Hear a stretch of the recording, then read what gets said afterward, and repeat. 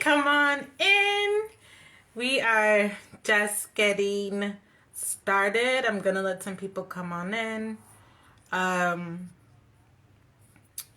Today we are gonna be talking about the publishing process.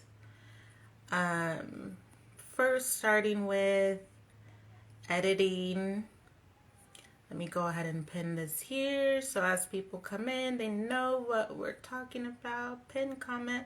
I see you. Today I'm going to be going live with a publishing professional, Miss Jessica Berry. She is joining us now. I want to go ahead and, hey, there you are. Hey, What's going on? not too much. Glad it's Friday. How are you? It's Friday. I'm so glad. Woo! It's so funny. You know what? I still celebrate. Though I work from home full time, I'm gonna Right, still celebrate my Fridays. Okay? of course. I think Yeah, you need it even more, right? yeah. I enjoy it. And so let's go ahead and jump right into it, so we can get our Friday night going. But this is something that's important to so many book writers, of course. Preparing to publish, if someone's watching and they're thinking about publishing their book, but editing. And for the sake of this conversation, we're gonna ignore those people who say you should self-edit your book. And if you want to talk about it, we can go there. But I would love to. I think I'm jumping ahead of myself. If we can go back and first let you introduce yourself, and maybe that will make sense as to why we're going to ignore those people who think that they should self-edit. Yes, yes. All right, so I am Jessica Berry. I am an editor, and I am the founder of J Berry Editorial. You can find me here on Instagram at J Berry Editorial as well. I provide editing services for indie authors, publishers, anyone who is looking to get their book out to the world. Um, I have a bachelor's in history, so I do enjoy reading historical books as well. And Mm. I have a certificate in editing.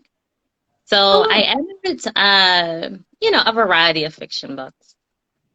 okay, nice. And how did you get into that? Is this something that you just, as soon as you got to high school, you knew you wanted to be an editor, or what was that like? Yeah, no, like when you think about an editor, right, you think about someone who is working like in a publishing house, like sitting behind the desk. And I did look into that when I was in high school, and I was like, oh, it just looks Ooh. like it's so hard, like to get into Yeah. this. And you have to take all this like specialized steps, and if you don't get it, like, so I was like, no, I put it to the side. And as I got older and had a family, and I decided that I wanted to work from home. Like I wanted to be my own boss. Mhm. Um, and I mean, I had always been that person anyway who like looked over like my friends' work in college and at school, or whenever someone was like, oh, does this sentence make sense? They would always send it over to Mhm. me. But, you don't really think about something like this, like being a career, you know? Mhm. And I started off as a writer. So I started writing for different like websites and businesses. And I mean, that was great, but it's not like I was getting to like work with content that I would have chosen, specifically for myself. And while doing that, I saw, hey, like, there are people who are editors that look over this after I submit it. And I'm like, I think I'd be good at that. And so I just took courses, and that's how I got started. And I mean, I've been enjoying it since then. Yeah. And how long Yeah. ago was that? How long have you been working for yourself as an editor? About 4 years, I would say now. It feels like, I don't know if it's a good thing. It feels like longer. I just feel like I've always been doing this or something, but I haven't. So I don't know if Yeah. that's good or not, but I mean, I definitely enjoy it. So Yeah, that's so funny. I feel like we have similar kind kind of similar stories. I started off as an editor before I became a book Okay. publisher, and so and even then, I think my strategy was I knew I wanted to be a published author. I didn't know I was gonna like in the last 5 years publish an upward of like 40 books, by Right. myself. And so it was kind of like similar to you. I didn't know like, oh, this can actually be something that I can do and profit off of and freaking love it. But it Yeah. does feel like this is what I've been doing forever. Like, oh man, right? It just Right. feels like, It's oh, I like, was cut out for this, right? Okay, so you feel the same way, and yeah. that's what I love. So I met Jessica maybe a year or two ago. I think we've been working together for maybe 2 years. I want to say Yeah. I would two say years that. at least. Yeah, and I'm the type of person I appreciate working with others who enjoy what they do. It makes it that much better, right? When you can work with people who generally get the struggles of it. And I know me and you have had conversations about that in the past as far as like, oh man, the people that we get to work with. And so let's go ahead. I want to talk more about editing because I think some people aren't sure what it consists of. Someone Right. asked a question. They said, how long did it take to get your business going and off the ground? Okay, let's answer that one first. Yeah, definitely. For me, it took me about a good year, honestly, for me to get it going. I Mhm. mean, it was really nerve-wracking at first because it's like you take this chance on yourself, and I mean, you kind of have to, right? If you're doing something like this. Mhm. And so, you put yourself out there and you're like, okay, well, come on, like, where are all the clients? I mean, you do everything you're supposed to do. You get your qualifications and your website, and I think it just takes a while, like traction and, people need to see your content a few times. You need to kind of put yourself out there. And I've noticed a lot of people who work like in this industry are kind of introverts. And I mean, Mhm. I would definitely consider myself an introvert as well. So it can be even harder, but I Mhm. think once we get used to doing that and put ourselves out there and just keep, letting people know that you're there helping others, then you'll start to get a few clients here and there for sure. And definitely word of mouth at the beginning is a big deal. I mean, you get Yeah. like your first project and you do a great job, and then that person tells someone else, and it can take off from there too. Yeah, yeah, same. And that's how it was for me too. It was like, let me get like one or two projects, and then it was word of mouth and actually Instagram. This platform here that we're on, Instagram has been between word of mouth and Instagram, they tie every year for like how I get in clients. And I'm so grateful. And even, we've worked together where we sit, each other referrals and clients and stuff. And so that's been awesome. The business to business kind of relationship has also been extremely helpful. And a lot of times, even Facebook groups, right? And so these are places where if you're an author and you're looking for an editor, obviously there's one right here. I'm going to highly recommend her. But some other places, you might have found her in a Facebook group, maybe. You might have found her on Instagram or social media. If sometimes our first thought might be go to Google, right? Because you can Google anything, but also check out, social media. I know another platform is I think I'm gonna say the name wrong. Redzi. Have you heard Yes, of that? Right? Reezy. Okay. Yes, Redzi. yes. Okay. So Hmm. then of course Fiverr and stuff like that. But what are some things that, writers should look out for when looking for an editor? Yeah, I do think it's very important to not just like, look at someone's picture, look at their profile, and then just say, okay, like I'm just going to hire this person. I think it's good to make sure that you guys are a great fit for each other. Um, and you can do that, through email. You can do that by setting up, like I have, where You can set up a free discovery call with me. And so we can talk, we can talk about your projects. And usually we end up talking about other things as well. But I mean, I think that's how you can tell that you're going to be a match with your editor. If like you can have a natural conversation, they can see where you're coming from. Mhm. They, aren't using any language that shows that they might want to change a lot of things, like about your book, that they Mhm. really want to work with you to bring your best voice, out of your book. I think that is a key thing for sure. And you definitely want to make sure someone's qualified. Of Yeah, course, come before on. you even like set up a call, they unfortunately, I've noticed it a lot in the editing industry. I mean, unfortunately, there are people out there who'll say that they're an editor, and it's like, well, like what training do you have? Like, Mhm. I mean, how are you calling yourself an editor just because, oh well, I have an English degree. So, unfortunately, Yeah. like knowing the industry is part of being an editor. So you want to check for that. You want to make sure you're a good fit. A lot of editors specialize in specific genres or types of content as well. So it's always good if you can find someone like that for your book too. And I mean, like, if you have like a lot of slang in your book, or if your book, is written from a certain perspective, I think it's important, to make sure that person is going to understand where you're coming from. Because I've seen that a Mhm. lot as well. People coming to me and they're like, yeah, I had my book edited, but, the person, like, they didn't understand and things like that. So that's why I Mhm. think before you hire someone and like spend your money, you definitely, want to make sure that you guys are going to be a good fit for sure.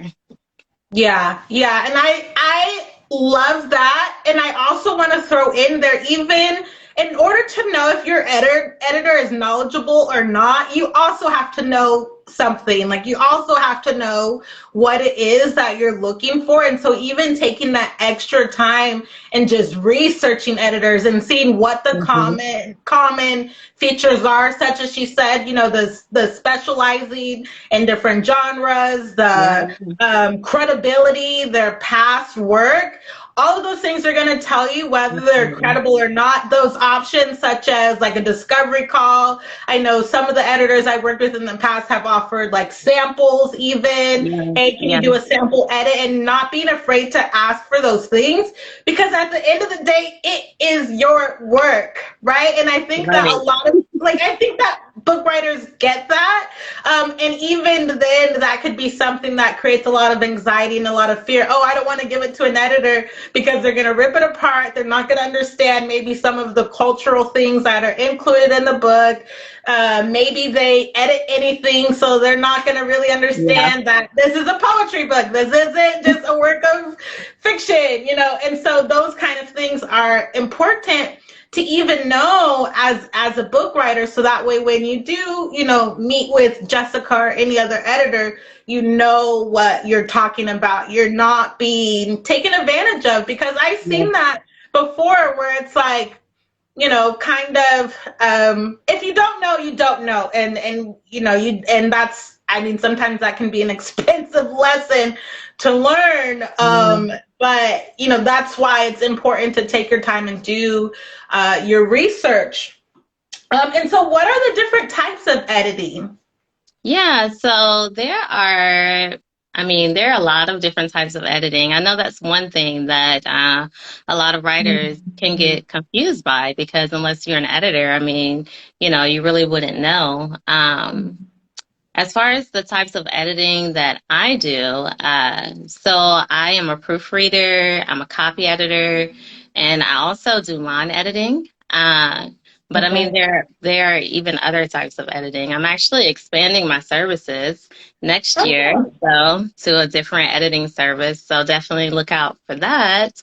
But yeah, there's developmental editing, and then you also have things before, you have like a beta readers, or, alpha readers, and, just people who can do maybe like a manuscript evaluation. There's so many different terms. And not all editors are going to do the same services just because it says like copy editing. Some Mhm. people might do like have a heavier hand on copy editing or a lighter hand. So you Mhm. definitely don't want to just look at like the title of the service. You want to ask the editor or take a look at their website, and see what all they include with each service. Yeah, yeah. And so let's say I'm a new author. What type of editing should I get first? Like if let's say Yeah. my budget is tight, as you know, in this field, we run into that a lot of times. Our budgets are tight to Yeah. do, these fun things that we get to do. But let's say where should I start? Okay, so I want to give us two people to work with. One whose budget is tight, where should I start? And then one who has more money to play with, where should they start? Because it might be different. Yeah, I feel like if your budget is tight, you definitely want to get a beta reader, or someone first. I mean, because, they should, a lot of beta readers are free, and they'll just look over your manuscript. They'll let you know, hey, I enjoyed this. And they're kind of just giving you their opinion from like a reader's perspective. And that's a way to get like a bigger picture type of, look or a bigger picture take like on your work. Mm-hmm. And then after that, you could go back and then, once you have it, all of those things corrected, then you could look at hiring an editor. Mm-hmm. Yeah. Yeah. Yeah. Okay. And then what about the second person? Would you recommend the same thing? Yeah. Start with the beta reader? I actually would. Honestly, I really think starting with a beta reader or even like just somebody that like you don't have a personal relationship with. So Okay. not like your cousin or, your best friend. You Right. I want was going someone to say, that's what going to about like, family? yeah, you want somebody that's going to tell you the truth, like, someone outside of your circle. Mm-hmm. And they can just look over it and be like, oh, like, I like this or whatever. And then, well, even, I didn't say this, but before that, I mean, you definitely want to self-edit your work, Yeah. before you even show it to anyone else, right? Mm-hmm. Because if you're showing it to someone else and then they start pointing out things that you're like, oh, like, yeah, I didn't catch that. Like, I would have seen that, Mm-hmm. then they're focusing their time on these issues when they could have been like looking at things that maybe you didn't see. Um, Mm-hmm. so, of course, self edit, but then like, then send it over Right. to a beta reader. And after that, if you just have like the biggest budget in the world, I would go with a developmental editor, someone that can look at like the big picture of your book. But if Mm-hmm. you don't want to do that, I have like a service that I offer that is a copy and line editing package. And it's Mm-hmm. at a discounted rate because it includes both services. So, like, I'll go through and do the line edit first, and then I go through and do the copy edit. And line editing, I mean, it's in between copy editing and developmental editing. It's like I'm not going to be like moving whole paragraphs around or anything like that, but it's a Okay. line by line edit, like to look at your phrasing, to look at the flow, the tone, for your Mm-hmm. audience and things like that. So that's what I would recommend. Yeah, and that's the kind of editing I like, is for sure the line editing. Of course, all of it is important. And I think the biggest takeaway that I'm getting just from listening and kind of learning myself, is, just, taking your time and going through the process, right? Because Yeah, editing can take some I would time. recommend. And what I see happens a lot of times is book writers, we get so excited. Oh, I got this book. Mhm. And, especially if we're a spiritual person, sometimes, this book came to me in my sleep and I got up and I had to, just write this down. This came from, the Most High, whatever it is. And Yeah. then they just want to publish it right away. And it's like, wait a minute. Hold on. Like, let's polish that first. Let's do some self editing. Let's let somebody else look at this, because, you know, just from working with people, I've realized that my communication skills, I might think I'm being clear, and a lot of times Mhm. it could just go over their head. I might be using like technical terms or lingo, and they Yeah. just don't get it. And so I find myself like having to define what I mean when I'm like, okay, what's the trim size that they prefer? And if it's a new author, they might not understand what I'm talking about when I'm saying trim size. What's the trim size of your Right, book? right. It's the dimensions of your book. It's 6 by 9, 8 by 5, whatever, the size of the book is. And so Yeah. some of those things, and that's again why it's so important to know what you're talking about, when you're getting ready to work with someone, or why it's important to work with someone who's knowledgeable, because Mm-hmm. you're going to learn something. You're going to learn something for sure. Right. And For so sure. let's see what else. What else do you have going on? Well, Is there?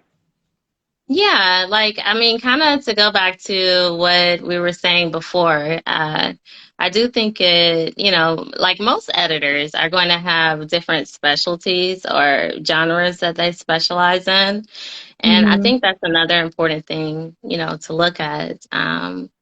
Like for me, I specialize in fantasy books, romance books, sci-fi, Mhm. fiction books, but also historical fiction and historical nonfiction.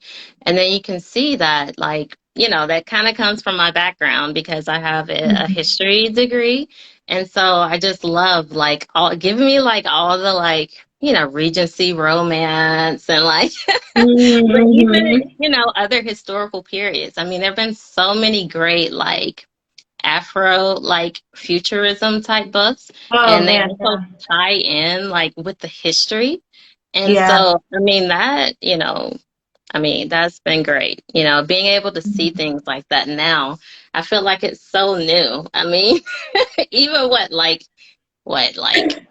I don't know. I would say even like 7, 8 years ago, like we weren't seeing things Mhm. like that. So, Mhm. it's just good to be able to work with like specific topics, that kind of pull you in. And I think that Mhm. if you find an editor, like for example, like if you were to have a fantasy book and then you take that to like someone who works on like nonfiction, so they might not understand like how they have to keep track of like all the world building that's involved and things like that. Yeah. So you might not get, as good of an edit as you would if you went with someone who, those are the types of books they edit all the time. So Yeah. Yeah. And I think that answers that question. Should you go with an editor that doesn't specialize in the genre that you write?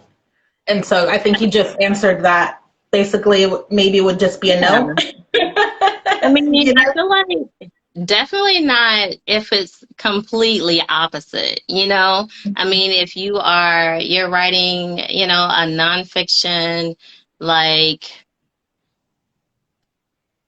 book and then you go with like, someone who doesn't edit nonfiction at all. You don't want to do Mhm. that. Or like I, said in the example before Mhm. about the fantasy book. You don't want to Mhm. choose someone who does the total opposite of the type of book Mhm. that you're writing. I just think you have a better chance of getting, a great edit if you go with someone who has experience editing those types of books. So, Yeah, yeah, I agree. And would you think that it would be a good idea to hire multiple editors, like someone to do like the line edit, someone to do copy edit, things like that, or would it be smart to just go with one person and allow them to do each yeah. different thing? What do Yeah, you think? yeah. So, as far as line and copy editing, I mean, so I offer a package, Mhm. with line and Yeah. copy edit, and I think that that's one that can easily be combined. But I would not hire someone to do like all of my editing services. Let's say, like, if I was getting a developmental edit, and then I wanted like a copy edit, and then I wanted like a last proofread, I definitely Mhm. would not hire the same person because you're really not going to get your money's worth, because Mm. it's good to get fresh eyes on the book. Yeah. So even when I finish doing like a copy edit, and then I'll have clients like, hey, can you like proofread this for me as well? I'm like, honestly, like I would need to take a step back from the work for a while Yeah. before I get in with the proofread. And I know you're trying to go through the process, so I usually recommend them to someone else for the proofread, you know. Yeah. Yeah. Yeah, and I think that's smart. And I think that, we're talking about like self publishing and maybe I want to say underdog book writers, not as well known book writers, self-publishing authors. Yeah. But I think we have to understand that a lot of the authors who reread, big name authors, celebrity authors, they have teams of editors, right? And that's Yeah. something that I had been a champion for the longest is, you know, the people whose books who've sold 300 million copies are up, they have a team of people that they work with. And a lot Yeah. of times they don't just write and then hurry up and shove a book out there. A lot of times they take a year to publish a book, maybe that it did only take them a weekend to write in. And I think that if that's going to be your goal, maybe getting into the habit of like taking your time is okay. And I Mhm. think that that might, touch upon this question, and you can answer this as well. They said, I'm poor with deadlines, so booking an editor 6 months in Yeah. advance is a high risk for me. What should I do? Yeah, I think 6 months is probably, you know, I don't think 6 months. I don't know if any, I guess someone's recommending that. I wouldn't recommend 6 months, honestly. Okay. I think that's too far in advance. A few months, like 2 to 3 months, is what I recommend. Um, so I don't know if that makes a difference at all, but you definitely want to get in with someone a few months ahead of time because editors are usually going to be booked out a few months. And so you Yeah. don't want to go to the editor and be like, hey, like, I'm ready, like I'm finished. And then you have to wait. I mean, I Yeah. know we were just talking about being patient and things like that, but that is for it to go through the process. Like you don't want to just sit around like waiting for your book, like, okay, like, I guess I'll just have to wait like 3 months before I can even move forward. So, Yeah. And then I think that's where like strategy and like creating tasks and deadlines for yourself comes in. yeah. I know as a publisher, I do not work without like my written process. And so I think that when you're self-publishing or, even when you're working with a hybrid publisher, having your process written down, having deadlines written down, looking at some things that you can do to be more productive, such as scheduling your deadlines, scheduling reminders. Just those little things will help you not only with your book publishing, but with your day-to-day life. I want to say because of my business, I've had to grow in my personal life. I've had to Yeah. really grow, and I'm grateful for it. But like those little things, will be helpful so that you're not missing deadlines. And if you miss a deadline, that's okay. Mhm. You said That's it. okay. You said it and you forgot it. And so just get back in line and keep pressing forward. And the thing is while I'm just talking to one editor, there's thousands, you guys. There's thousands of editors out there. If you cannot Yes, find an yes. editor, oh my goodness, there's thousands out there. And so let's say you need something edited, you're ready to go, and all the editors that you reached out to, they're packed, they are, their schedule is busy. Reach out to somebody else. See if they know Hmm. somebody who might Yeah. know someone whose schedule is open and free. And keep trying until you find someone. I want to say writing books and publishing books is a long game. If anyone's telling you, oh, this can take 30 days, 90 days, oh my God, that stuff gives me so much anxiety because I'm like, wait, you're missing stuff. You're probably not doing Right. everything. And sure, there's some things that you can do at the end, but it takes time to edit a book and absolutely give yourself that time. And also you want to think, I want to go back to the finances part because I feel like that's a huge thing, especially in this economy. It's Christmas Yeah. right now. A Yeah. lot of us Yeah. are, it's the holidays and so, but in preparation for next year, if you're thinking about publishing a book, you've done some writing, if you have children, my kid, she's about to be out of school for 3 weeks beginning next week. And so we're like, oh my God, what are we gonna do? And so, anyways, what I try to get to is the financial piece, and again, mapping all of that out. And even thinking about saving, because that's one of the things is, Yeah. authors will come to me and say, hey, I really would like to work with you, but I can't afford it. What should we do? Do you offer a payment plan or, I um, do. I do. okay. So like the standard plan is you pay 50% upfront and then the remaining balance is due at the end on completion. But I've worked with authors in the past. I mean, because I mostly work with indie authors and I know how it Yeah. is. And I can divide it up into four payments if that's better. I really do like to be able to work with people because especially when they understand, that editing is an Mhm. important step. They want to get their book edited. And I mean, a lot of people, like you were saying at the beginning, I mean, they're like, okay, well, I'll just skip over it because I'm not paying. Yeah. So, I really like to work with people. So, I mean, I do offer payment plans for sure. And I Mhm. mean, if you're going to be late on a payment, I'm not like, oh my gosh, like you're a day late, what is going on? I mean, Yeah. just I like to have like open communication, right, with Mhm. anyone that I'm working with. And I like to make people feel like they can be honest with me and I'm honest with them. So they can come forward and say, hey, like something came up. Can I pay you, next week? And then I'll say, okay. Or like, you can pay before this time period or something like that. And I'm totally fine with things like that on like a one-off basis for sure. I think a lot of times that's something that people find hard. It's hard to talk about money, right? And then Yeah. especially Yeah. when you're going to be hiring someone to do the work and you don't want them to think like, okay, like I want you to work for free. Like, you Right. want them to know that you're valuing their work. So it can be Right. hard to talk about it, but I mean, I just think it's part of the process to just be straightforward. Yeah. And I mean, Direct if you find communication. Yeah. yeah, yeah. And if you can find someone that you can communicate with well about, your book, Mhm. your expectations and finances, I mean, definitely, definitely go with that person. I think that that's a win-win right there. So, Yeah. Yeah, absolutely. And with that, because you want to think like if you're offering your book for sale and you're wanting someone to purchase what you're offering, you want to make sure that you do your best. I would think that people would yeah, want to put out a good looking product.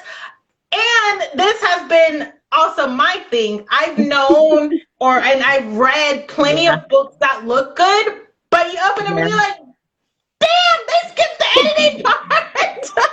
You You can spent all always the money on tell your too. cover It's and like, skipped the editing. like It's like, such oh high no. hopes, right? Yeah, yeah. And I mean, that's another thing too, because like, not always, but usually with editing, like you get what you pay for, right? So Yeah. if you really want Yeah. to know, I mean, there are places that you can go, like the Editorial Freelance Association. You can go on there, you can see like what the standard rates for editing are, right? And Yeah. if someone is charging like 10% of that, okay, like number one, did you check to see like their qualifications, like Mhm. books that they've worked on in the past and things like that? Because you're not going to get the same level of work. I mean, it's usually Yeah. going to be people that are charging less because they know their service is worth less. Like maybe they just like reading, like they don't have any editorial training. Maybe they just like English or something. And so they can find like, oh, you missed a comma here. So, I mean, Yeah. everything is way more than that. And that's another thing that a lot of people don't understand. That's why I think it's important to look when you're looking at those services, to look at like Mhm. what all it entails and then Yeah. make your decision from there and not just be like, well, editing, I mean, like my cousin, she's an English major. So, I mean, Yeah. I'm saying this because I Yeah. hear these things and it's Mhm. like, well, I mean, I'm not going to tell you that's a good thing because, but I'm not going to like beat you over the head with it. I mean, eventually you'll learn and maybe next time, you'll go with like a professional. It's just like if Yeah. anything else, any other job you're hiring someone for, like your doctor or whatever, like you're going to want to make sure like, hey, like, you know what you're doing before I'm paying you, this money. And, Yeah. yeah, I mean, that's That's a big issue that I've noticed a lot more recently, I feel like, than in the past. So, Mhm. Yeah, that's interesting. And so, and I think I don't know if we touched on this earlier, but this person here is saying I heard some editors try to force in elements the authors don't want to put in. I've What heard that could, too. I was yeah, shocked. I yeah, mean, that's what why is it's that? What? important. Like, Yeah, it's like, it's not, are you like trying to write your book through this writer? Like, stop it. And, I mean, I think that's why it's important, like, to make sure that you speak with the person, like, they let you, if you have these doubts, like, any editor that you reach out to with these doubts, if they can't answer your questions in the way that you would like them answered, or, if they're not giving you the answers that you're looking for, then definitely reach out to somebody else. right, Because if you ask someone like, hey, like, what if I wrote this? And then like you wanted to change it like to this, and the editor should be like, oh no, like it's, your book and I'm just here to help right, get your message across to your readers, like right. fluently. And that's the editor's main job. It's not to like change your story into something that they think fits the industry, because Mhm, that's what I hear a lot. mhm. So, yeah. Yeah, yeah, I'm yeah. sorry. I sound mad, but I'm like, No, that's good. That's it's good. You're hard. passionate. It's I mean, hard. you tell me you love what you do, but that's spot on because, like you said, at the end of the day, it is your book. And I You're always tell right. people, Yeah. even with editing, let's say you get your edits back and you just don't like anything. Guess what? It's a suggestion first. It's your book. Yes. It's first a suggestion before you hit approve all of those things, because sometimes we just approve all of the edits without really looking at it. Hold on, hit approve and just, okay, see what's there. No.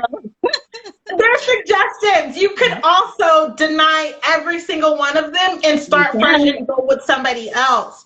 And it is Absolutely. 100% your book. If there's something that someone is suggesting that you put in, you can say no. And sometimes I've even told my daughter because people can be pushy. I told her, I said, you Mhm. can even tell people hell no. And you can block them and you can go on with your life because at the end of the day, we're all people. And it's your book and it's your vision. And you should be Yes. able to, give yourself that room and that authority to speak up on behalf of what you want to put out there because it's your name that's going on it. Your editor's name might not go Yes. inside the cover, whatever, your name is on it. You're going to reach your specific readers that, you have a vision Mhm. for and guard that. And maybe, again, in talking about preparing to publish and maybe even before you get to an editor, set some boundaries up for yourself. Say, this Mhm. is what I'm looking for my editor to do. This is what I want them to do. And this is what I don't want them to do. So that way, when you are checking out people, you know what you're okay with and what you're not okay with. And that way you kind of keep yourself protected from, those editors that say, hey, I'll edit your book in 1 week. You pay me $100 flat fee and it's going to be published ready. Right? Okay. And you might think, wow, this is such a good idea. Right. It's Christmas time. Like, let's go. Yeah, this is great. No, no, no. Those are, Yeah. huge red flags. Yeah. Again, we I feel talked so about. bad. Yeah, Mhm. because it's like I get a lot of those people, and it's like, wow. So like then you end up going with like an editor, and unfortunately, there was just $100 extra and like a whole Yeah. experience and time wasted. So yeah, that's a huge problem. And I was just Mhm. looking, I see Janine. Hi, Janine. She was saying she's afraid the editor will force in a romance. Like, Mhm. and that's another thing, like whatever questions, it is very normal to have doubts about something this big. Like it's a whole book that you've written, your words, right? Mhm. So all the questions that you have, write them down. Like ask your editor, like, hey, like these are my Mhm. fears. This is what I'm looking for. Like, can you do this for me? Right. And I mean, that helps your editor because they know, okay, like I know that she's worried about this. And even in like my comments, in the book and stuff, I always say, I suggest this. Or if something is like usually a hard rule, like I'll put it in there and why and like where it's found, Mhm. so that way, like the writer, you make the decision, like, well, this is a hard rule, but I don't want to capitalize this word. It's your book. I'm not gonna Right. say, okay, well, I'm quitting as your editor because you don't want to capitalize this word. Right. It's your book. That's not my job. My Mm-hmm. job is to tell you. And then, your job is to either go with what I say or even ask a question and be like, hey, like, sometimes you were saying before, right, about how like you're in the industry and using like jargon and things like that. And people are like, what are you Hmm. talking about? And so, like, Yeah. sometimes if an editor, if they make a suggestion, they might think that, oh, yeah, everybody knows this because like you're doing these things every day.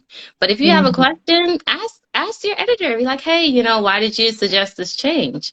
And Yeah. I mean, they should be able to tell you, they should be happy to tell you. I mean, I would be happy to tell you, like, that's what we do. Like, if you enjoy Right. your job, So yeah, open communication is key when you're working with someone else's book. I mean, I can't stress that enough. So Mhm. Yeah, yeah. yeah. And I want to talk about, let's say if, I'm someone who's watching this and I want to become an editor and, I don't have any qualifications. I've never done this. I'm going to be that person that's charging the low fee.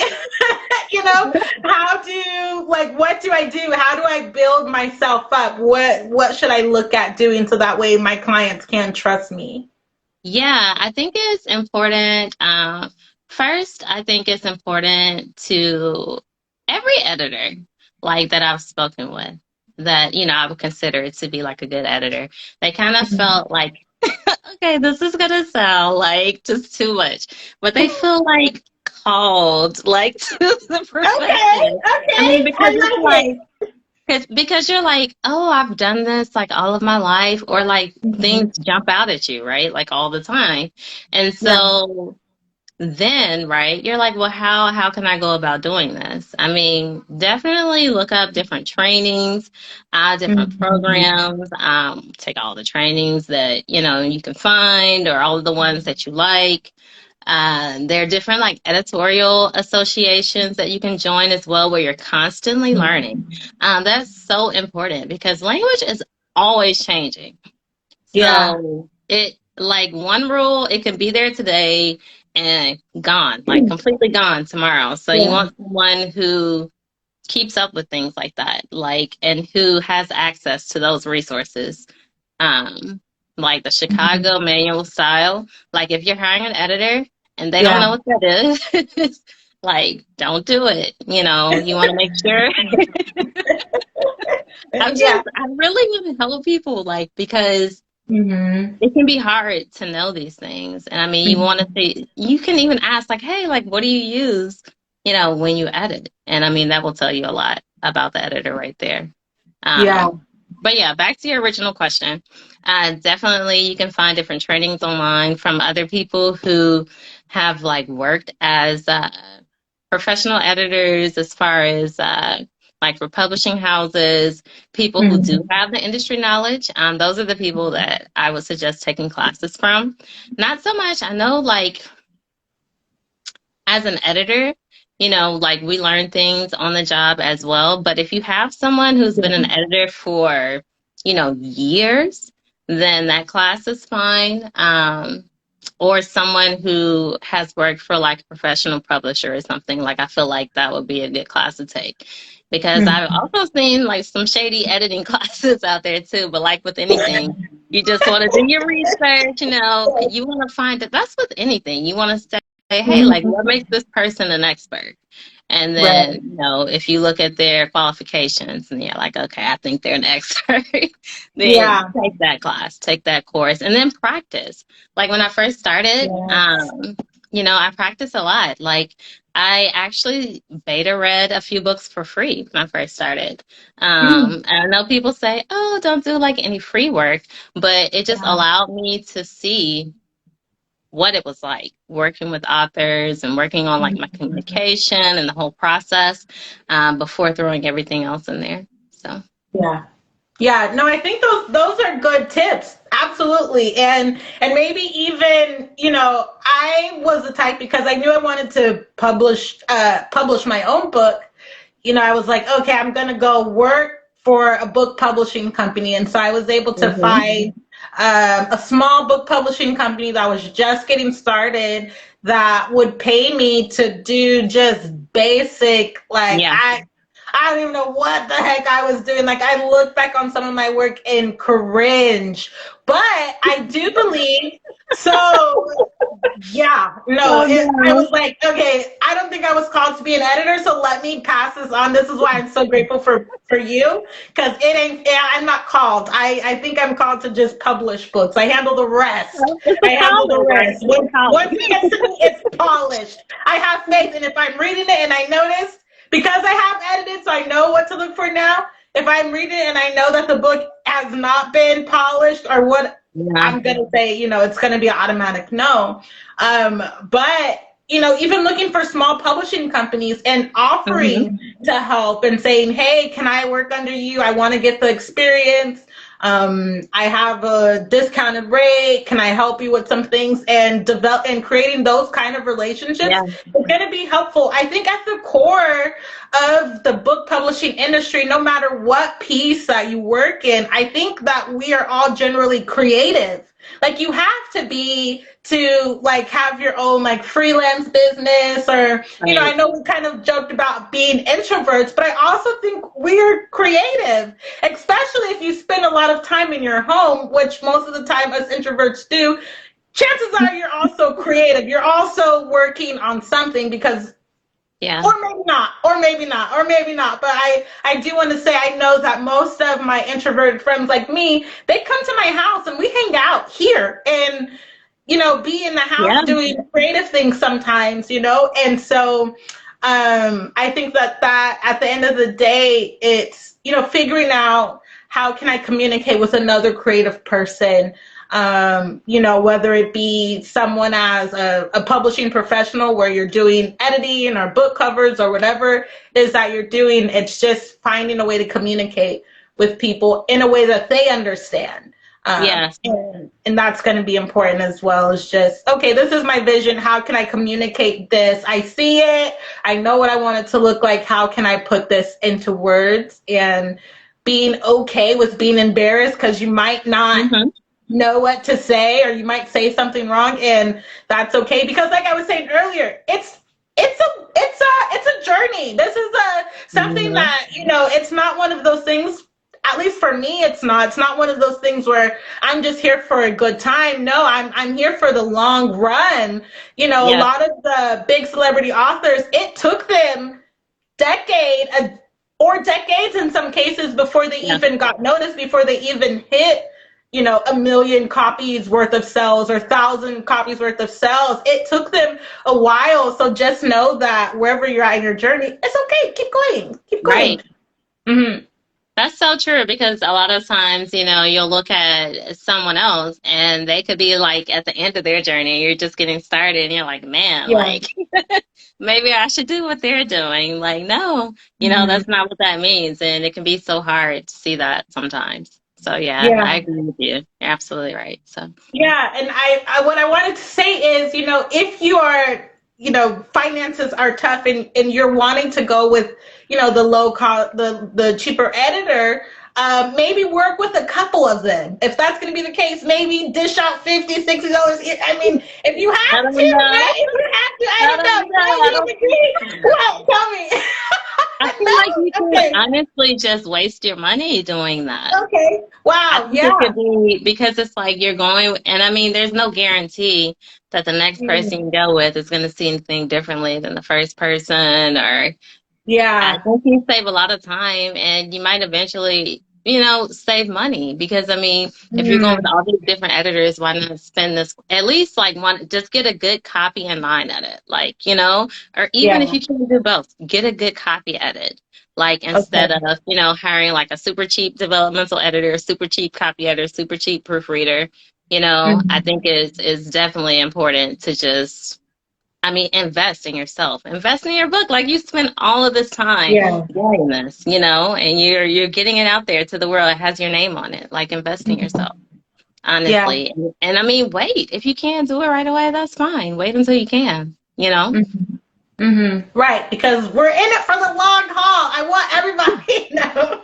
It can be hard because it's like, oh man, finally I finished this like Right, huge project, and it's like, all right, but what are the next steps? Gotta right. just pull yourself back in and keep going. Exactly, exactly. So this person said, is it best to edit a project at the end, or could it be split up into smaller sections to help manage costs and resources? I do think if you go with the same editor, you can split it up.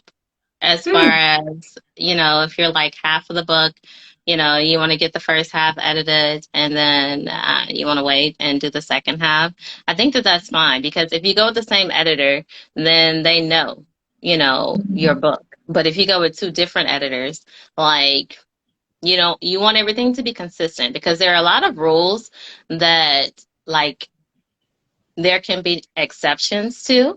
And so, depending on how you write your book, like your editor is going to have like a style sheet and they're going to say, oh, like this person, we're using the Oxford comma here, we're capitalizing these words. But if you jump around from editor to editor, it's not going to be consistent.